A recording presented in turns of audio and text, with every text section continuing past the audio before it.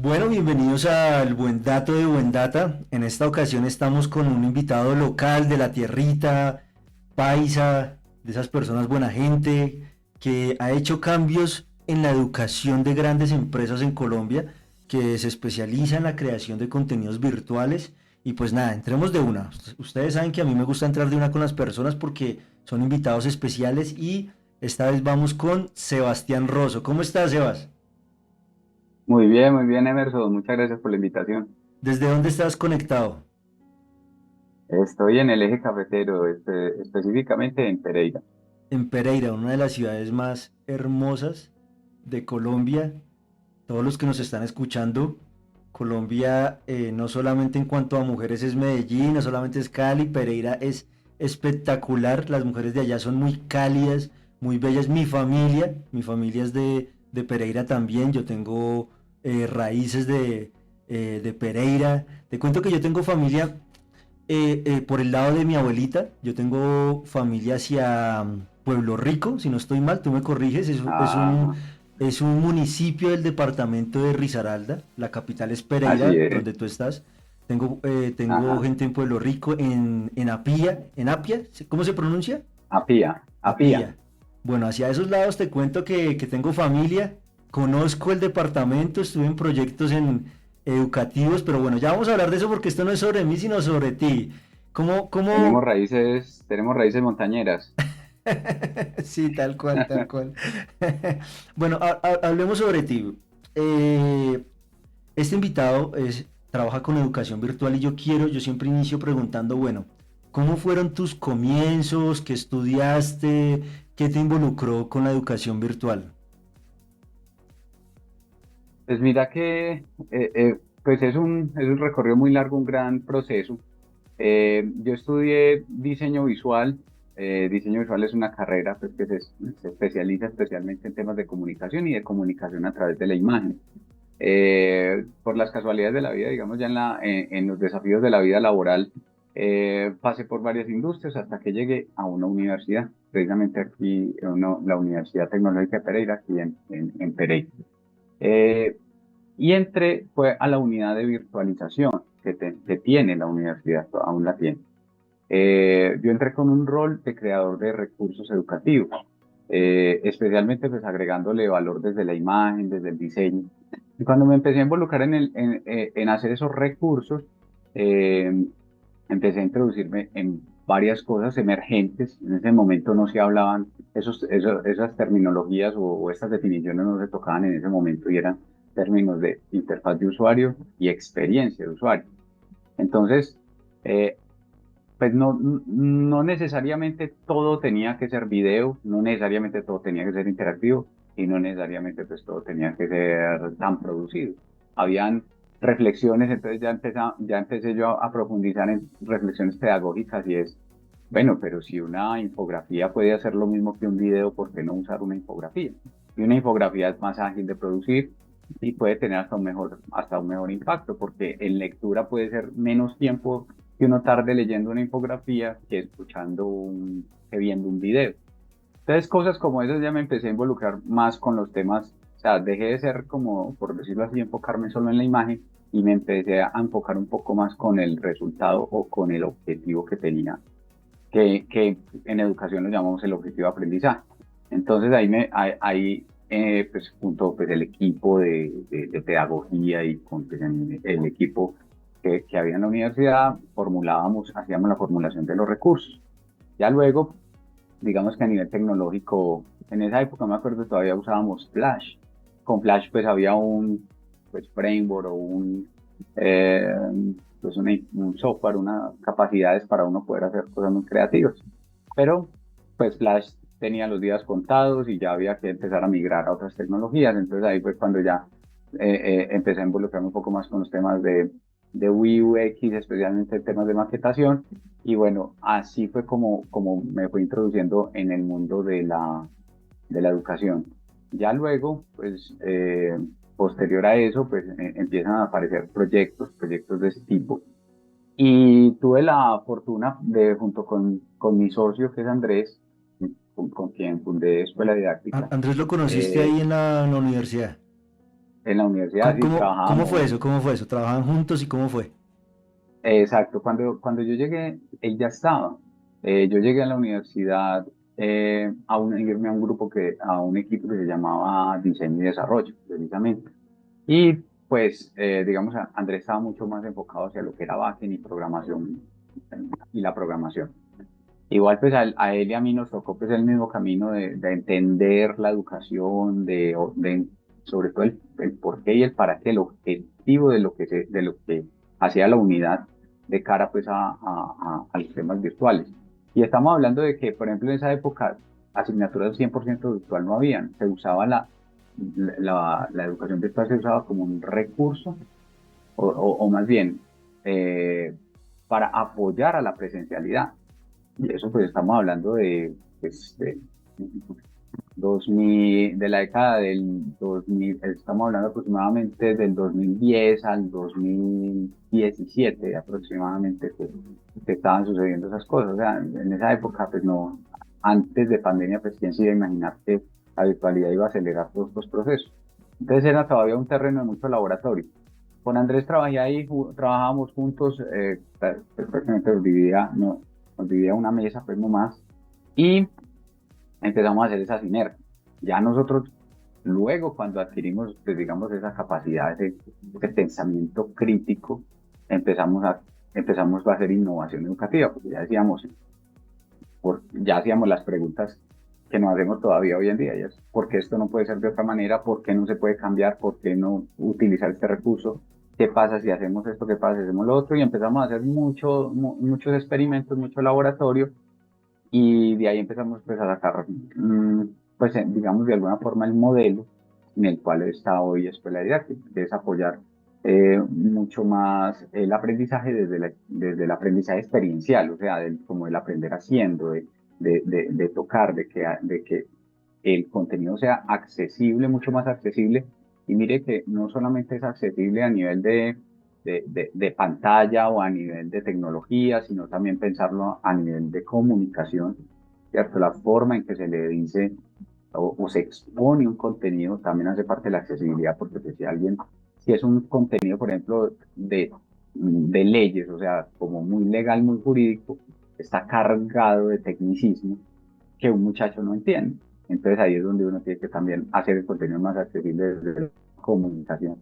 Y, y bueno, ese es el antecedente para que luego Andrés y yo, ya de cara a los proyectos, tuviéramos que tomar la decisión pues, de dedicarnos 100% a escuela didáctica, porque la cantidad de proyectos que empezamos a trabajar ya no nos da pues, para balancear los temas de los tiempos de día y los tiempos de noche. Entonces ahí fue cuando ya nació Escuela Didáctica.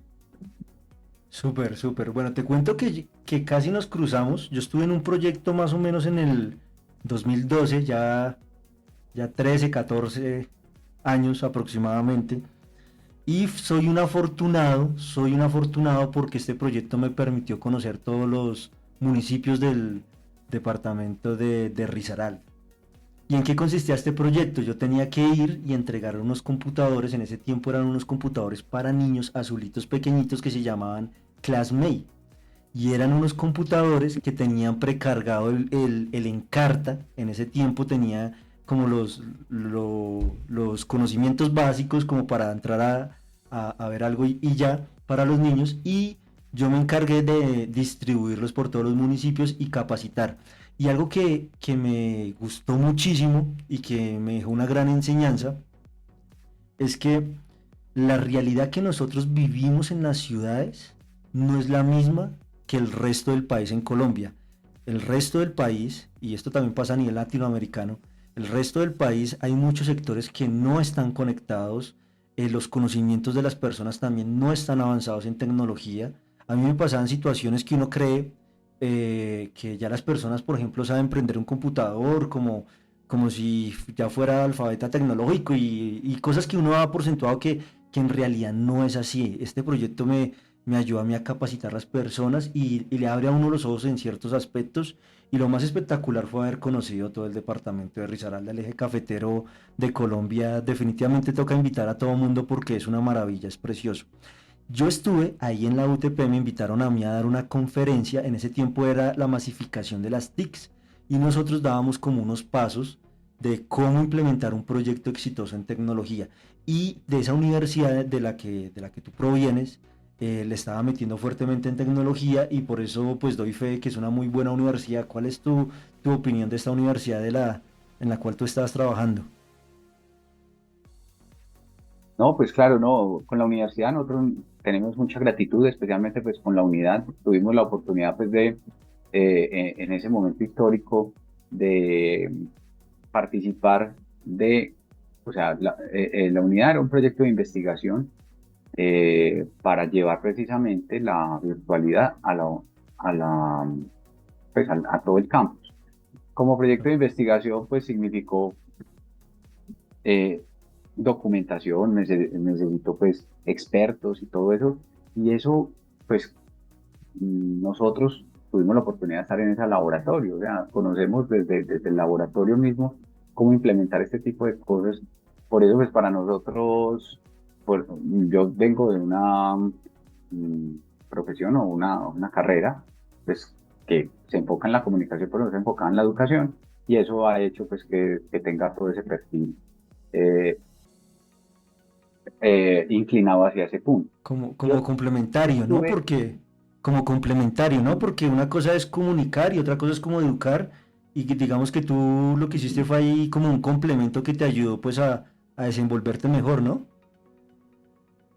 sí, claro, y si se pone uno a ver, yo estuve 8 años alcancé a trabajar en la Universidad Tecnológica, eh, y eso es más tiempo de lo que uno pasa en la universidad. Entonces, y en el hacer, y en ese hacer, y en ese hacer. Y fueron muchas cosas emergentes que hubo que aprender pues, de tecnología, hubo que aprender de plataformas, hubo que entender, tuvimos que entender eso parecido a la accesibilidad, o sea, si la gente, si los muchachos si entraban, no entraban, habían retos, por ejemplo, a nivel de interfaz de eh, que es que no vemos el recurso, que es que yo no veo las notas, que yo no veo esto. Entonces, claro, ya uno entrando pues por fuera de lo académico, sino a resolver problemas reales, es que adquiere pues demasiado conocimiento y demasiado, eh, pues digámoslo así, poder empezar a proponer desde la creatividad soluciones que sean funcionales para esa gente.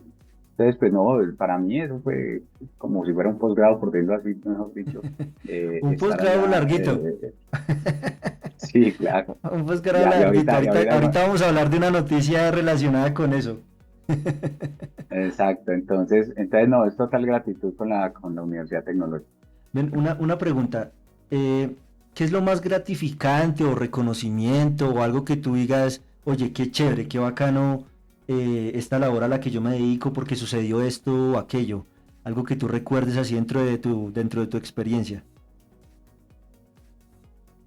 Pues, no, son muchas cosas. Pues ya desde el rol, digamos, de más corporativo, más empresarial, o sea, ya desde escuela didáctica, eh, tengo bastantes. Han habido varios. Por ejemplo, eh, entender la capacidad que tiene estos medios de obtener cobertura. Y entonces, una historia que nos contaba una empresa era que pues, hacer esta transformación digital es difícil. Y Claro, más cuando uno tiene que cambiar la mente de un montón de gente.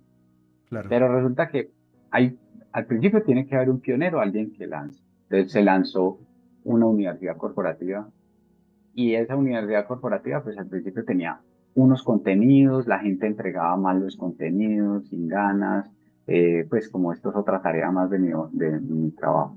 Pero resulta que esa misma gente estaba capacitando, o sea, salía una norma nueva o salía un nuevo producto, y tenían que empezar a hacer un viaje, un tour a nivel nacional en las regionales para poder ir con tablero a ir a explicarle a la gente.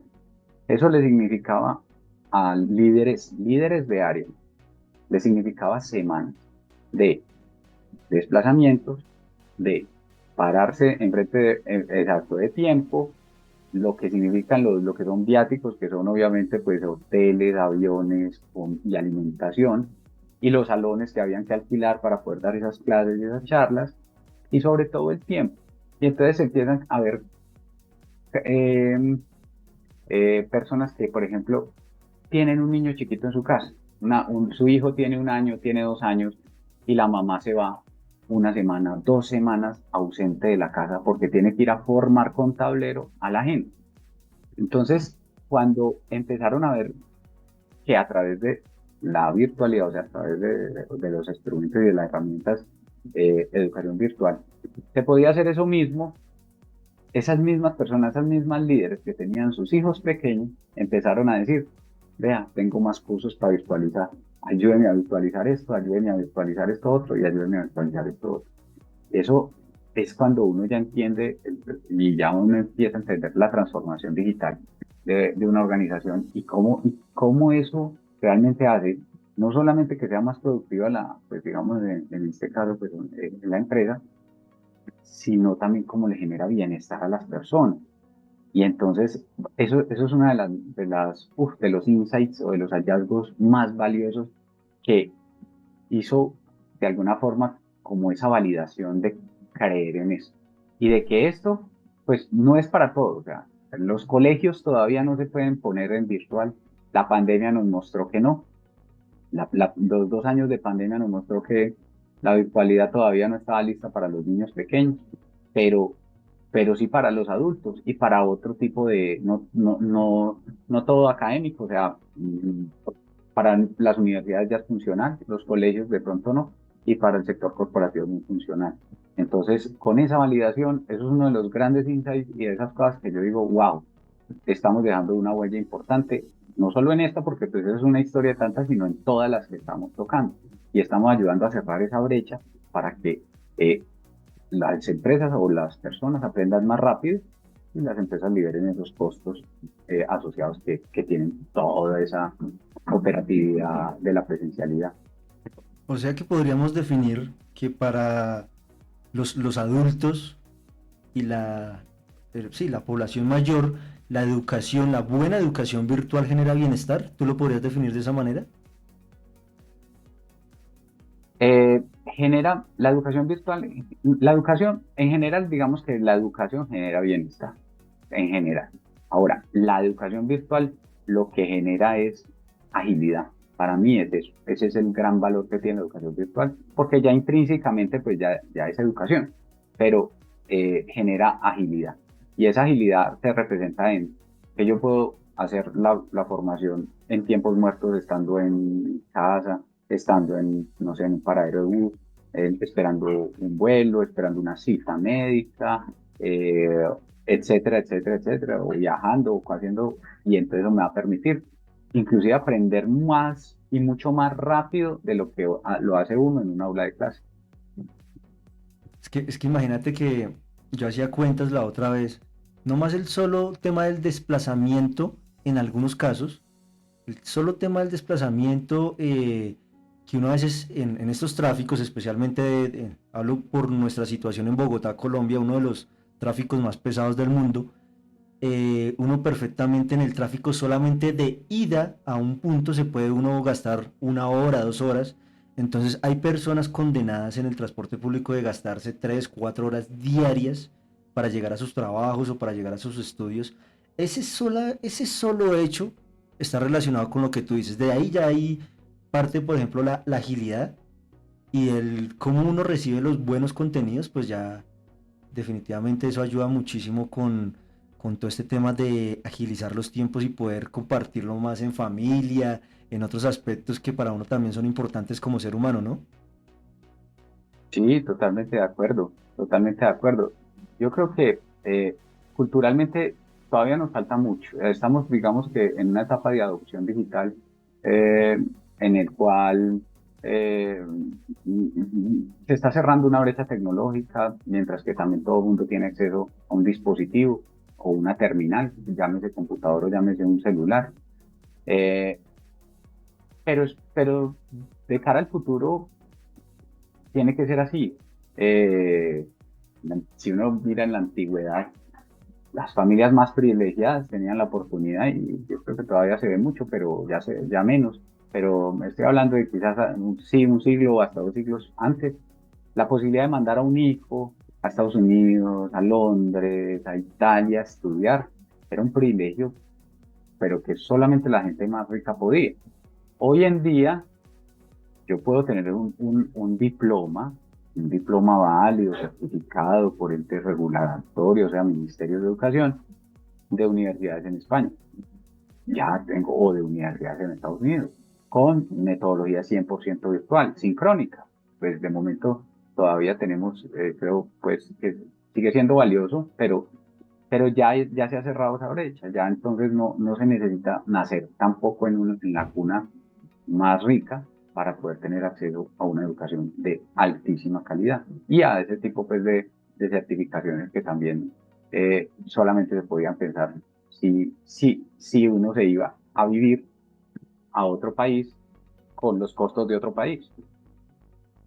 Es que tú te pones a ver y hoy en día efectivamente uno puede acceder a un posgrado, un diplomado, pero súper fácil. Y con universidades de nombre, por ejemplo en Estados Unidos, un Stanford, Así tú es. encuentras certificaciones con ellos, en España también, y realmente la oferta se ha hecho más visible, más accesible. Y claro, claro, lo que tú dices, el solo desplazamiento, tener que ir a vivir a otro lugar, realmente a las personas les cuesta y con la educación virtual pues quitamos esa brecha, ¿no? Ahorita con todo esto de la globalización y lo que pasó en pandemia que aceleró todos estos procesos. Bueno, yo quiero preguntarte lo siguiente, ¿cuál es tu visión, hacia dónde crees que apuntemos ahorita en relación a la inteligencia artificial y la gestión de contenidos? ¿Qué has podido tocar allí desde tu rol? ¿Qué has podido percibir? Pues es asombroso, o sea, es asombroso y es tan asombroso que yo creo que todavía es difícil para todos hacernos esa idea en la cabeza a esta generación, porque es un cambio de paradigma. Pues es como que le dijeran a uno que la Tierra no es redonda, pues, y el resultado de un estudio mostrara que no es redonda. Pues una cosa así como que le cambia a No, no, uno, no, pero es no un digas antes y eso, un no, después. pero no digas eso porque llegan los terraplanistas acá y se pone seria la cosa, no, no. Exacto. Entonces, no tiene para todo, o sea, casi que eh, el futuro todavía no está escrito. Y yo creo que lo que nos falta por ver es bastante. Para mí es futuro y es una oportunidad para todos, pero la pregunta de fondo es la oportunidad, ¿para qué? O sea, ¿cómo estamos percibiendo o cómo vamos a vender esto y es el para qué? O sea, es una oportunidad para yo automatizar unas cosas, pero ser mejor en otras, o es una oportunidad para yo no volver a hacer nada. Y entonces, ¿qué me convierte a mí como ser humano? ¿Qué valor doy yo como ser humano? Y ya la inteligencia artificial, pues, digamos, me está haciendo todo, me está automatizando las cosas. Entonces, ahí es donde quizás no hay que satanizar la inteligencia artificial por sí misma, sino que hay que mirar es cómo la estamos asumiendo, cómo la estamos percibiendo, si es un commodity o realmente es un apalancador de desarrollo. Y ahí es la pregunta de fondo, es, bueno, entonces si yo voy a utilizar inteligencia artificial, no sé, para componer una canción, pues entonces, ¿cuál es mi rol realmente como músico? Por poner un ejemplo, ¿cierto? ¿Qué? Es crear un género nuevo, es explorar, es hacer laboratorios, quizás encontrar un sonido nuevo, si es literatura, pero al final, ¿a quién se le ocurre la idea? Pues porque yo le puedo decir, escríbeme una obra al estilo de Gabriel García Márquez con el siguiente tema, pero ¿cómo hago yo para mejorar ese discurso? Entonces eso hace que nosotros tengamos mucho más criterio, lo que significa que nosotros tenemos que no ser como una bodega de conocimiento, sino más bien como unos promotores de, digamos, de experiencias, si se puede decir. Y somos nosotros los que tenemos la sensibilidad, porque nosotros sí sentimos, y tenemos la sensibilidad de saber si eso es un texto que va a mover fibras, va a mover emociones, va a hacer que la gente realmente sienta algo, o pues, esto es comida chatarra, pues, por decirlo de alguna forma. O sea, si mismo lo que vamos a comer es algo que no alimenta. Entonces, el perjuicio de eso es al final es precisamente algo así, como la comida chatarra, que pues uno que se quita el hambre, pero no se alimenta, pero no se está sanando de nada. Entonces, hay mucho compromiso, mucho compromiso. Ahora, digamos que lo veo muy útil en temas productivos. Productivos es creación de contenido, pero lo mismo, la calidad técnica no la apoya la inteligencia artificial, pero al final la intención, el propósito lo coloca el ser humano. Y es ahí donde yo siento que culturalmente hay que hacer, yo no sé, o sea, rápidamente tendríamos que culturizar de esa manera, culturizar de, bueno, listo, póngale la tarea, póngale el ensayo al chat, pero usted cómo resolvería un problema, usted si usted estuviera enfrentado al problema, puede enfrentar al problema a la persona o al aprendiz. Porque, esa es como mi perspectiva en este momento. Es una perspectiva de tener precaución, de no olvidarnos de nuestra existencia, de nuestro ser humano, de ser humano y no meternos en el commodity por meternos. Al final hasta el carro va a conducir. Entonces, si va a conducir el carro, ¿yo qué hago en todo el trayecto? Tomar fotos, documentar, no sé, ¿Tú, respirar por la ventana. tú tú te acuerdas de una película llamada Wiley, que era el robotcito que protegía una Ajá, planta? así ¿Sí te es. acuerdas? Bueno, en esta película mostraron a los seres humanos como unas personas ya gordas, Eso. que no se podían ni Ajá, mover y con unas gafas que incluso los tapaban. ajá. Y ahorita en estos días que hicieron el lanzamiento de las Apple, de las gafas de Apple, que están así, empezaron a publicar muchísimo de ese tipo de imagen. Que todo el mundo está diciendo, no, pues definitivamente para allá es que vamos. Ya nos vamos a volver unos gorditos que no hacen nada y metidos en pantallas y tecnologías y... ¿Sí lo recuerdas? Eso es profético, claro, no, Ay, profético, eso sí. era. Y en ese momento yo creo que esa película es hermosa. Pero en ese momento yo creo que como no estaba tan desarrollado esto, o sea, uno lo veía así como, ay, esa película de ciencia ficción. No, pero ya está pasando eso, ya está pasando eso. Los muchachos ahorita, las pruebas PISA del año pasado arrojaron resultados perversos. Y bueno, no se supone que es que todo el mundo tiene que ser perfecto en matemáticas, que es una de las cosas en las que más se rajaron. Pero pero si no, o sea, si le damos a decir a la inteligencia artificial, bueno, hágame esta operación o hágame esta fórmula para meterla, no sé, en un software de programación o para meterlo en algo del trabajo, o en algo financiero de lo que tenga que ver con el trabajo. Pero yo no tengo la capacidad de decir si la máquina se equivocó o no se equivocó. Entonces, ¿quién lo va a hacer? Toca crear otra inteligencia artificial para que controle a la inteligencia artificial, porque ya los humanos están incapaces. Sí, sí, sí, sí. Bueno, hablando un poquito de eso, te comento que por estos días en Colombia hay unas noticias sobre los famosos estudiantes eternos. Son estudiantes que están anclados a estudiar 10, 14, 20 semestres, quedarse toda la vida estudiando y a raíz de eso, pues hay unos políticos en Colombia que están impulsando darle un tate quieto y también han surgido varias historias. Entonces te voy a leer a continuación una de esas historias que dice así. Habló hombre que lleva 40 años en la Universidad de Antioquia. Dice, estudié, trabajé, me casé, tuve un hijo y aquí estoy. Estudiantes que llevan más de 14 semestres en la institución también contaron sus historias y argumentaron que llevan ese tiempo por temas personales, no por ser vagos. Entonces, continúa aquí.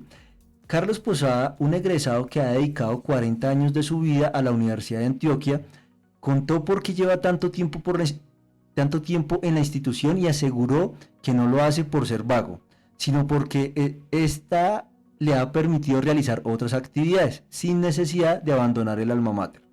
La entrevista se la entregó al programa Sin Carreta del Canal 1, que hizo un recorrido por la ciudadela universitaria para buscar a aquellos estudiantes que llevan más de 14 semestres y que recibieron duras críticas por parte del gobernador de Antioquia, Andrés Julián Rendón.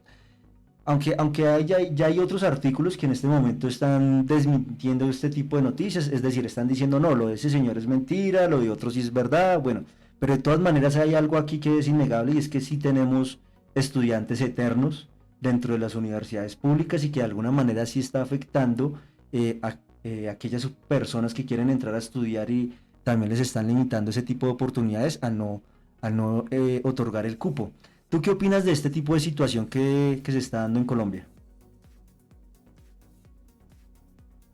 No, pues eso tiene muchas perspectivas, muchos ángulos de visión, más que juzgar pues a la persona que está ahí, eh, o a las personas que están en eso.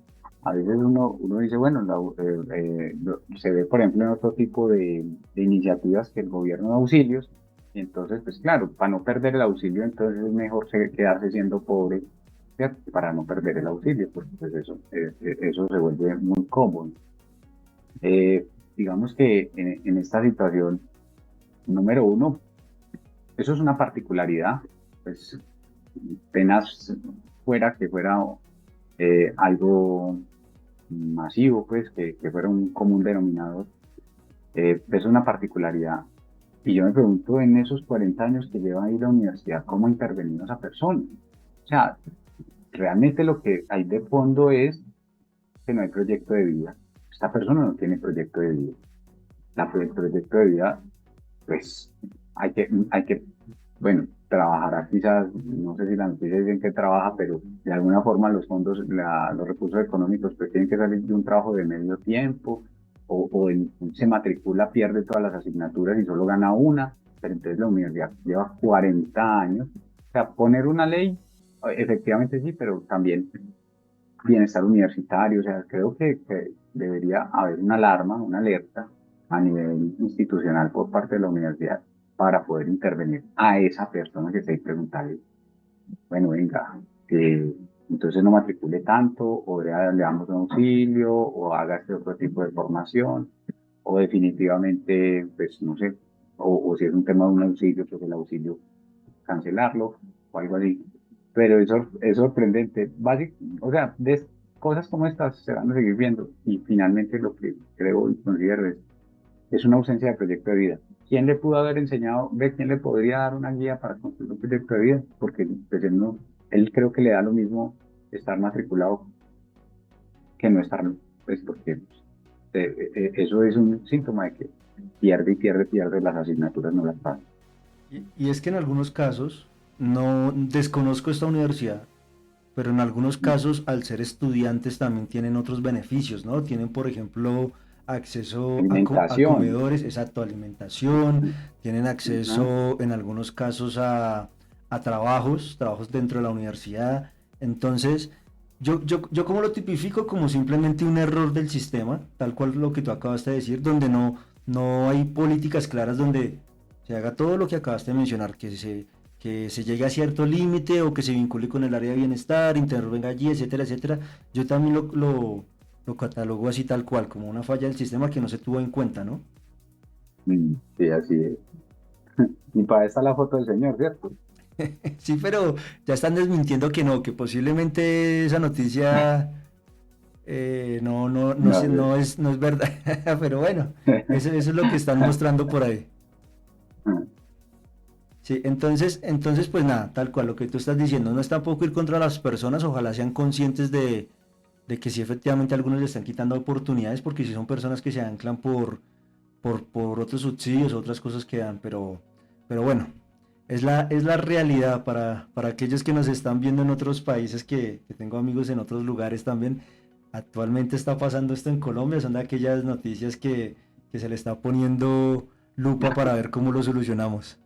Pasando a una noticia un listo. poquito más intelectual, hablando de otros temas más académicos, hay una investigación de este artículo que dice de dónde viene y cómo se estimula la inteligencia de los niños genios. Entonces dice así, seguro has conocido en tu propia familia, en el barrio o en los programas de televisión a niños que tienen habilidades extraordinarias y llamativas para su edad. Algunos son excelentes en matemáticas, otros nacieron con una actitud excepcional para tocar un instrumento musical, también también los hay que superan todas las expectativas en un deporte o dibujan cuadros con la habilidad de un maestro de las bellas artes. Pero ¿cuáles son los factores que influyen en la formación de un pequeño genio? ¿Es posible estimular la inteligencia o al menos ciertas capacidades desde una edad temprana?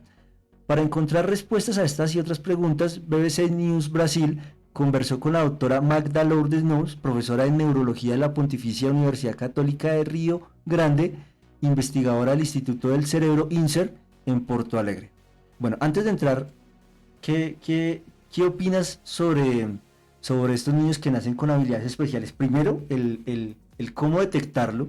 Muchas veces nosotros vemos que hay gente que se especializa en algo y no los llevamos por ese camino, sino que queremos seguirles enseñando la generalidad, es decir, por ejemplo, no, usted tiene que ser bueno en español, matemáticas, ciencias, inglés, absolutamente todo, y no nos damos cuenta que hay personas que son espectacularmente buenas en algo en específico y que por ahí más bien es donde los deberíamos enfocar.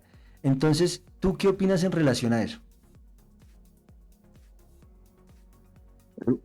Es una pregunta bien desafiante. Pues mm, yo creo que todos tenemos la capacidad de ser genios, o pues en nuestra niñez puede ser niños genios. Lo que pasa es que uno en el camino de la vida se tarda muchísimo tiempo en encontrar en lo que es uno un genio o en lo que uno es bueno, en lo que uno entra en ese estado de flujo, en ser una persona excepcional haciendo algo. Siento que es una fortuna para estos niños genios haber encontrado a tan pequeña edad eh, la capacidad, porque pues si uno le pone a ver, todos queremos que nuestros hijos sean jugadores de fútbol como Messi, Cristiano Ronaldo, ¿cierto? Pero precisamente eso es un cliché y algunos de ellos se encuentran en ese estado de flujo jugando fútbol. Fuera de eso entra ya luego, pues seguramente un maestro o un adulto que los estimula y también los ayuda a perfeccionar ese don excepcional. Pero claro, es muy afortunado el que quizás tenía una flauta en la casa, se la dio al niño y resulta que el niño fluía con la flauta, pero otro le dio, pues, no sé, una batería, pero el niño no fluía con la batería, hubiera fluido con la flauta. Entonces eso significa, eso para mí eso es como un azar, pero significa, o sea, para uno y poder encontrar el potencial de cada persona significaría poder conocer a esa persona y sobre todo ayudarla a explorar esas capacidades en muchos ámbitos. Entonces habría que ponerlo enfrente de un cuadro para que pinte a ver. Entonces uno ya dice, no, este no va a ser pintor. O enfrente del balón a ver cómo lo hace, o enfrente de una raqueta, o enfrente de, etcétera, etcétera. O sea, en las artes, en la música, en las ciencias, en los deportes. Mire que uno diría, no, pues es que mi niño es muy bueno voy a poner ahorita que está con de tendencia los juegos electrónicos o los e-games, pero que ahora le dicen a eso, pues que es jugar videojuegos. Sí. Y hay unos que son excepcionales en eso y ya se ganan plata y entonces le generan como esa creencia de que eso da plata y de que poner al niño a jugar todo el día, entonces va a ser también el futuro Messi, pero de los videojuegos y todo eso. Y eso no sucede, no sucede. Hay niños que se la pagan jugando todo el día, pero nunca pagan pues a hacer como decir, un nivel profesional. Entonces es lo mismo. Una cosa es, si el niño está haciendo algo en lo que está en estado de flujo, o lo que está es en alguna actividad en la cual, digamos, apenas está es explorándose es, pues, digamos, pasando el tiempo. Y, y hay habilidades innatas en cada persona, ¿cierto? A nivel intelectual, a nivel físico, que lo que necesitan son tiempo de exploración, tiempo de exploración, tiempo de exploración. Hay gente que encontró que podía ser un empresario exitoso después de los 50 años. Pero nunca en su vida, hasta los 50 años, vino a crear una empresa, nunca se había enfrentado, porque toda la vida quizás fue empleado o tuvo otro tipo de ingresos, pero se enfrenta a esa exploración se encuentra a sí mismo en estado de flujo y empieza a ser muy bueno. Y también eso pues parte mucho, digamos, también de pues en mi caso, de la experiencia. Eh, yo diseñaba y de repente encontré en mi estado de flujo, es más, eh, proponiendo innovación educativa. Y encontré el estado de flujo ahí y ahí, pero eso no sucedió siendo niño, sucedió siendo muy adulto. Entonces, a eso vamos. Es afortunadísimo el que logre hacer ese match de algo, de ese niño con algo en lo que ese niño encuentra su estado de flujo y ya, o el niño pequeño a través del estímulo de, muy bien, eres el mejor, eres grande, no sé, empieza ese niño a crecer en esa habilidad. Y luego llegan los maestros que les ayudan a subir de nivel. Y ya eso es pues prácticamente es lo que, pues digo muy afortunado porque por lo general ese tipo de personas pues tienen el futuro asegurado. O sea que lo que podríamos allí aconsejar a los padres que tienen sus niños en sus primeros años, digamos que de 0 a 5 años, es que hagan esos ejercicios de exploración con ellos, que hagan esos ejercicios de exploración y segundo de observación, que sean muy observativos en el sentido de, oye, si le gustó, si es experto, si tiene una agilidad, si se destaca. Y pues tercero, creería yo que efectivamente lo que acabaste de mencionar, ya llevarlo al maestro a que lo vuelva ya brillante en lo que está haciendo, ¿no? Sí, miren, por ejemplo, es un ejemplo de pronto muy sencillo. Si ustedes ven esos reality como La Voz Kids, esos niños van, o sea, de alguna forma ya cantan, unos cantan mejor que otros y otros cantan muy bien. Y ya aparece allá ese estímulo que es ese eh, cantante famoso que los va a apadrinar y les va a empezar a dar consejos. Y por lo general los niños empiezan a tener unas carreras musicales ya pues casi que afortunadas en el sentido que no solo por lo mediático, sino porque como ya está validada la capacidad que tiene, pues tiene la capacidad de hacer sus propios discos, álbumes y pegar sus éxitos.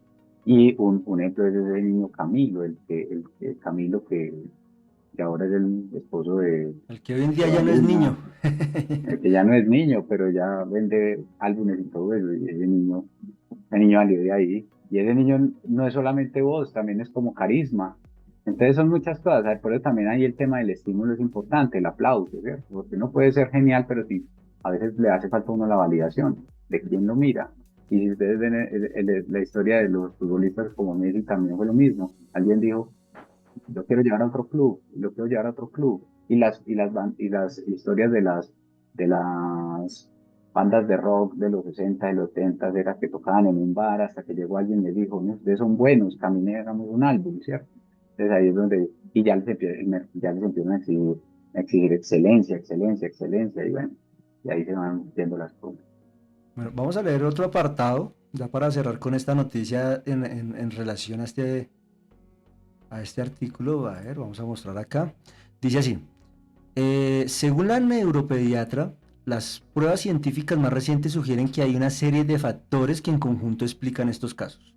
Evidentemente tiene que haber alguna base genética, aunque todavía no hemos encontrado genes específicos relacionados con este tema, señala. O sea, no han encontrado eh, pues sustento científico, pero pues creemos que también de allí parte, ¿no? En segundo lugar, hay que tener en cuenta el entorno en el que se cría el niño, que repercute directamente en aspectos de su conducta y cognitivos, añade la neuropediatra.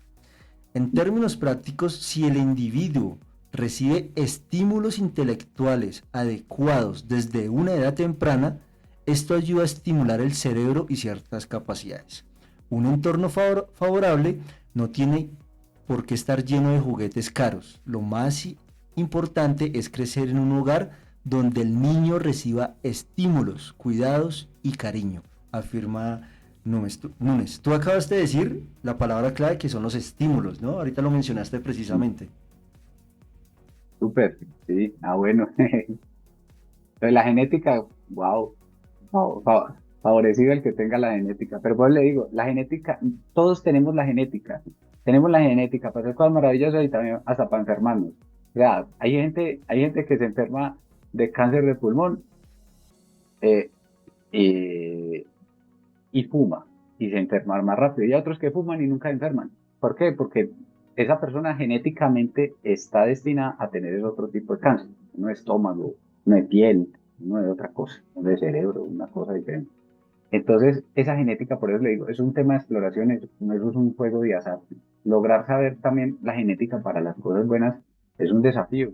¿Y eso cómo se hace? Exploración, exploración. Entonces, al niño hay que probarlo en varios deportes, en la escuela de fútbol, en la de natación, en la de baloncesto, en la de artes, en la de música, en la de etcétera, etcétera. Pero inclusive cosas que uno siempre como que a los niños los estimula desde los artes, los deportes, porque eso es como el cliché, pero ¿qué tal que el niño vaya a ser bueno contando chistes? O sea bueno en oratoria, o Claro. sea bueno en, en- no necesariamente tiene que ser buen dibujante, pero sí puede ser un buen contador de historias, pues de crear películas, como por decirlo así. Un Pero guionista, un escritor. exacto. Imagínense, pues cuánto tiempo, pues, o qué dedicación debe tener, que ese es el estímulo para lograr sacar ese potencial. Bueno, pasamos a la siguiente sección. Yo aquí quisiera consultarte o bueno, que le digas a nuestro público qué hace Escuela Didáctica, en qué se especializan, dónde los pueden encontrar. Claro que sí. Bueno, Escuela Didáctica nace, como les conté la historia al inicio, nace después de que Andrés y yo tomáramos la decisión de renunciar a nuestro trabajo y enfrentar esa Escuela Didáctica a tiempo completo. Eso sucedió en el 2017, o sea que ya este año, precisamente ya ahora en 1 de marzo, cumplimos 7 años. Eh, Nosotros nos dedicamos especialmente a apoyar a otras empresas a acelerar sus procesos de formación a través de tecnología y entiéndase especialmente educación virtual. Y en ese sentido ha sido un recorrido muy, muy lleno de aprendizaje y de mucha satisfacción porque los clientes nos traen mucho insight porque uno se da cuenta de que efectivamente ellos quieren operar, quieren pasarse, quieren hacer la transformación digital, irse al modelo, pero a veces lo que les hace falta es quien los apoye y quien les brinde ese conocimiento o esa metodología para lanzarte con seguridad a hacerlo. Nosotros nos hemos caracterizado mucho por apoyar a las empresas en eso, pero ofreciendo soluciones. Entonces, nosotros pues ofrecemos soluciones, especialmente trabajamos en Moodle y con Buen Data somos grandes aliados, apoyando a la mejora de la interfaz y la experiencia de usuario para que esas personas pues tengan generen puntos de menos excusas pues para acceder a los contenidos. También construimos contenido, o sea, desarrollamos o virtualizamos los cursos que nos entregan y eso básicamente pues hace que recibamos un insumo, hagamos el diseño instruccional, hacemos un guión instruccional y hacemos toda la propuesta tecnopedagógica para que pues, ese contenido tenga pues, lecturas, tenga videos, tenga material multimedia, tenga actividades interactivas especialmente. Eh, Como les decía, uno de los grandes valores es acompañar, pues también brindamos pues todo ese plan de consultoría o de asistencia para que esas empresas que tienen inquietudes, que tengan dudas, pues puedan apalancarse y ayudar a acelerar esas decisiones, que hay veces que las empresas son muy, muy demoradas, pero es por falta de conocimiento o por esa falta de tener a quien preguntarle. Y como sabemos que la tecnología va en ascenso y hay mm, mejoras que hacer en todos los procesos. También tenemos pues un músculo de desarrollo donde atendemos soluciones específicamente para las áreas de formación. Pues no desarrollamos en general de todo, no, solo desarrollamos cosas en lo que nosotros podemos agregar valor, que es en la formación o la capacitación virtual. Estamos ubicados en la ciudad de Pereira. Aquí ponemos nuestra cuota desde el eje cafetero. Somos un equipo de 14 personas. Ya en este momento somos 14 personas. Y nos pueden buscar y encontrar en escueladidáctica.com. Igual ahí dentro del mismo sitio web pues encontrarán también los accesos a nuestras redes sociales y a nuestro contacto. Pues una de las cosas que hacemos desde el principio es escuchar. Primero es escuchar. Uno entender el reto y les damos soluciones a nuestros clientes desde ese entendimiento. Buscamos empatizar, entender para poder hacer una solución que ayude a lograr ese objetivo estratégico especialmente de la empresa o de negocio. Súper, súper todo lo que hacen. Ven, ya tuvimos una sesión donde hablamos de nuestras experiencias de vida, también cómo fue tu proceso de pasar de la universidad a encontrar las necesidades de las empresas en formación y querer crear tu empresa para ello con Andrés. Analizamos estas noticias. Qué buen dato, ¿cuál sería el buen dato que le podrías dar a las personas de acuerdo a lo que acabamos de hablar? Hay una cosa que yo promuevo mucho y porque creo firmemente en esto, y es la validación que hablamos al principio. Es, si va a ser educación virtual, la educación virtual tiene que jugar es a favor de la velocidad y de la agilidad en la formación. Hay que cambiar el chip, hay que cambiar el paradigma. No hay que usar la educación virtual como, bueno, no sé si suene pues muy directo, pero como escampadero, simplemente para decir que lo que hacíamos antes en 2 horas en un tablero, ahora lo pasamos 2 horas a través de una videollamada, o lo pasamos 2 horas a través de una videollamada en una plataforma virtual. Eso realmente, pues, eso es un instrumento, pero no es la educación, no es el objetivo ni el propósito de la educación virtual. La educación virtual debe funcionar para disminuir, para agilizar procesos. En las universidades uno se forma en 5 años, pero en las organizaciones a uno no lo esperan 5 años a que esté listo para empezar a producir. Uno tiene, en las organizaciones, en las universidades corporativas necesitan gente que esté capacitada en semanas, en días o en semanas. Y eso significa que la educación virtual tiene que jugar un papel fundamental y es poder cerrar esa brecha cuanto antes. Y ese básicamente, el buen dato es no usar la educación virtual para volver a hacer lo mismo que se hacía con la presencialidad. La educación virtual tiene que tener el privilegio y a su favor de capacitar a la gente mucho más rápido. Qué berraquera.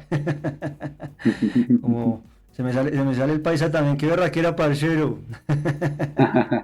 Listo, Sebas. Pues nada, muchísimas gracias por estar aquí con nosotros. Realmente agradecido por acompañarme y espero que esta sea una de muchísimas sesiones en las que podamos reflexionar.